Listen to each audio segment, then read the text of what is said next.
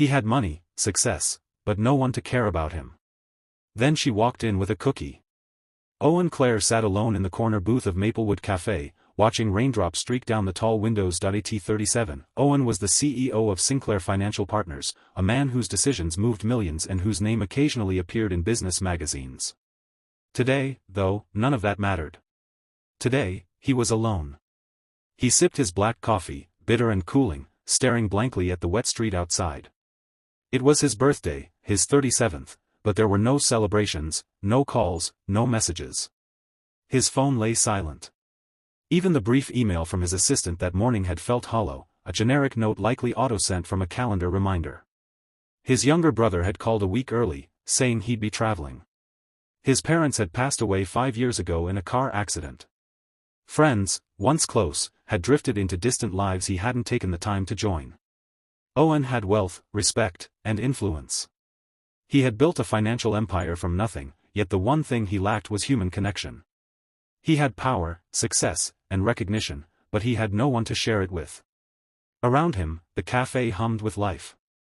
Families shared meals, friends laughed over steaming cups of tea, and an elderly man chuckled quietly at a newspaper. They all belonged to something, to someone. They were connected. Owen envied them, yet he remained isolated, behind the suit and shoes, behind the polished exterior of a man who had it all except the thing that mattered most, companionship. "Are you okay, sir?" Owen looked down. A little girl, no more than 4, stood beside his table. Her chestnut hair was pulled into a messy bun, tied with a soft pink ribbon. She wore a bright yellow dress over a cream-colored long-sleeved shirt, and in her small hand was a half-eaten chocolate chip cookie. "I'm fine," Owen said, forcing a polite smile, expecting her to scurry back to her mother. But Chloe didn't move. She tilted her head, examining him with the directness only children possess. "You look sad. My mommy says when someone looks sad, we should be kind to them." Something inside Owen cracked.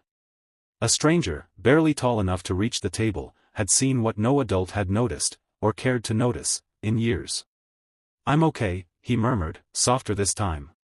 "Just thinking about grown-up things. Nothing important." Chloe nodded solemnly, then held out her cookie. "You can have some. Cookies make everything better. That's what my grandma says." Owen hesitated. The cookie was small, slightly crumbled, clearly precious to her, and yet she offered it to him because she thought he needed it. "That's very kind," he said, voice tight. "But it's your cookie. You should keep it. I have plenty at home, and you need it more than me. You look really, really sad." Before Chloe could respond, a woman hurried over. She looked to be in her late 20s, with warm brown eyes and a gentle smile. Her chestnut hair was tied loosely at the nape of her neck, and her casual jeans and sweater gave her a relaxed air. "I'm so sorry, sir.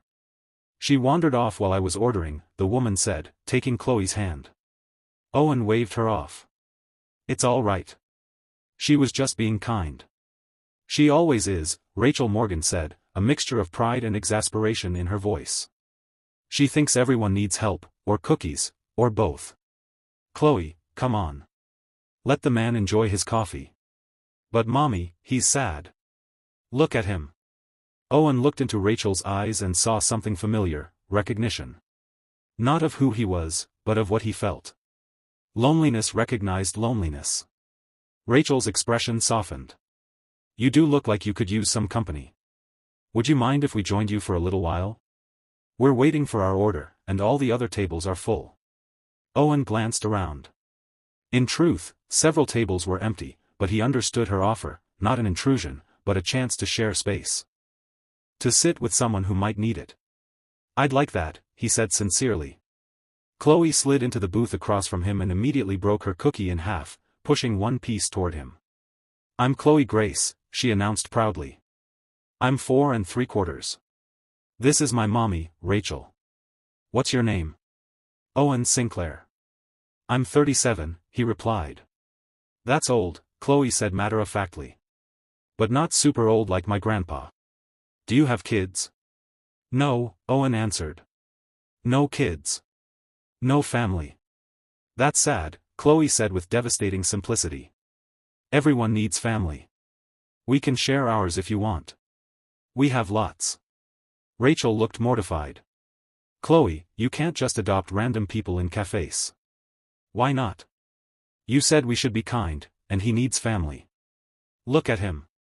Owen laughed, really laughed, for the first time in weeks. You look lonely, Rachel said gently. There's a difference. Lonely people aren't pathetic. They're just alone. Her words struck him deeply. Rachel's eyes were kind, but tired, the kind of tired that comes from carrying the weight of life on your own. Are you speaking from experience? Owen asked. Rachel hesitated, then nodded. Chloe's father had left when she was just 6 months old.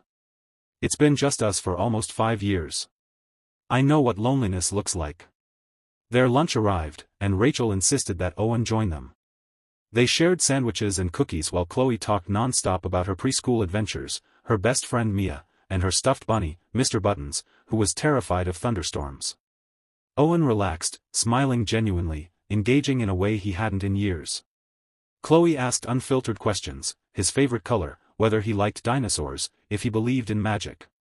Chloe believes everything magical is real until proven otherwise, Rachel explained. I don't have the heart to tell her differently. Maybe she's right, Owen said with a small smile. Maybe we stop believing in magic because we stopped looking for it. Rachel studied him for a moment. That's surprisingly philosophical for a man drinking black coffee alone in a cafe.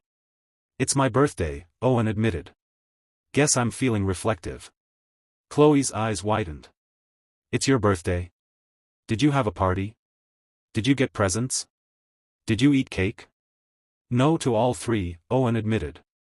Chloe looked scandalized and turned to her mother. Mommy, we have to fix this. You can't have a birthday without cake. I'm sure Owen has plans, Rachel said. I don't, he said honestly. Honestly, this has been the best part of my day, sharing lunch with you both. Rachel searched his eyes and saw past the tailored suit to the lonely man underneath. Well, then we can't let your birthday pass without cake. There's a bakery 2 blocks away. Would you like to come with us? He should have declined politely and returned to his empty apartment, but Chloe's hopeful eyes and Rachel's gentle invitation were impossible to resist. I'd love to, he said. They walked to the bakery, Chloe holding both their hands, chattering about what kind of cake Owen should have. Rachel walked beside him, speaking about her work as a kindergarten teacher, the joy of watching children discover the world. Owen spoke about the pressures of running a company, the hollow victories of success, and the cost of his achievements, isolation, loneliness, and disconnection. Inside the bakery, Chloe pressed her nose against the glass display, eyes wide. She picked out a small chocolate cake, insisting it needed 4 candles and the number 3 and 7. Owen laughed, letting her make the decision entirely. By the time they arrived at Rachel's modest apartment, the cake had been decorated, the candles lit, and Chloe was bouncing with excitement. Happy birthday, Owen, she cheered, singing loudly. She insisted on singing Happy Birthday 3 times, not once, not twice. Owen sat at the small kitchen table, wearing a paper crown Chloe had made. Eating cake with a 4-year-old and her mother. For the first time in years, he felt joy, pure, uncomplicated joy. Make a wish, Chloe commanded. He closed his eyes. For the first time in longer than he could remember, he had something to wish for. Not wealth. Not power. Not status. Connection. Family. Belonging. Over the following weeks, Owen began stopping by the cafe regularly, hoping to see Rachel and Chloe, and often he did. He learned Chloe had a congenital heart condition that required monitoring, and Rachel's teacher salary barely covered their expenses. Owen wanted to help, but he respected Rachel's pride. So he became strategic. He hired Rachel's brother at his company in a position he was qualified for, discreetly donated to Chloe's preschool to improve Rachel's benefits, attended Chloe's school plays, brought Rachel coffee during parent-teacher conferences, and even learned to braid Chloe's hair after watching tutorials online. He showed up, consistently, without seeking recognition. 6 months later, after Chloe had fallen asleep on the couch during a movie, Rachel confronted him. I know what you've been doing, she said. Why shouldn't I? Owen replied. I don't feel obligated. I feel grateful. Rachel's eyes filled with tears. The day in the cafe, Owen continued, I was planning the least messy way to end my life. I had wealth, success, and nothing else. Then this little girl offered me half her cookie because I looked sad. She saw me, really saw me. That day, you both saved my life. We're not your charity case, Rachel said softly. We're just three lonely people who found each other. Owen smiled at Chloe, sleeping peacefully with her small hand clutching his sleeve. From that day forward, Owen, Rachel, and Chloe became a family. Over the next year, he showed up daily, proving that love is about presence, not presents. When he proposed, it was at the very café where it began, Chloe enthusiastically holding the ring box. Rachel said yes through joyful tears, not because of wealth or status, but because he had shown up every single day. Years later, when Chloe required surgery, Owen and Rachel were at her side, holding hands as she woke to their familiar faces. "Did I tell you?" she whispered groggily. "Cookies make everything better." Owen had built a financial empire by 40. But his real success came from a rainy Tuesday afternoon when a little girl noticed a lonely man and offered him a cookie. He had found family. And in that simple act, they had saved each other. Sometimes, the most important deals don't happen in boardrooms, but in cafés. Sometimes, the greatest assets aren't measured in dollars, but in kindness, presence, and connection. And sometimes, all it takes is a 4-year-old with a cookie to remind us that everyone deserves a little compassion.